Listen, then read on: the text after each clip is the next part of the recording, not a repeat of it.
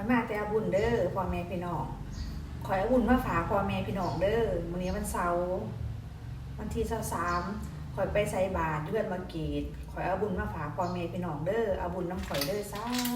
ธุข่อยขอแบ่งปันบุญกุศลที่ข่อยสร้างให้คนที่ผู้ขาหักและครอบครัวลูกเต้าแล้วก็พ่อแม่พี่น้องทุกคนที่เห็นคลิปนี้ภาคนี้เด้อบุญวาสนา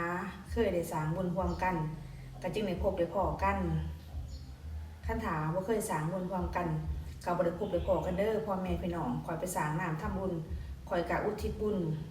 แบ่งปันบุญให้พ่อแม่พี่น้องทุกคนที่สิได้เห็นคลิปข่อยให้ได้บุญน้ำข่อยทุกคนเด้อ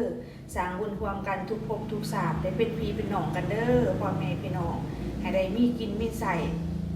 ให้เรื่อยกินเรื่อยใส่ให้ได้สร้างน้ำทำบุญเด้อให้พ่อแม่พี่น้องเอาบุญน้ำข่อยเด้อคนเฮาถาบ่ได้สร้างน้ำร่วมกันบ่ได้ตักบาตรความคันก็จะบ่ได้พบได้พ้อกันเด้อพ่อแม่พี่น้องคันบ่ได้อธิษฐานหากันก็บ่ได้พบได้พ้อกันคันถาว่าเฮาได้อธิษฐานหากันสร้างน้ำทำบุญได้นึกคิดหากันเฮาก็ได้พบกันเด้อพ่อแม่พี่น้องบ่พบซ่าก็พบไว้บ่พบไว้ก็ได้พบซ่า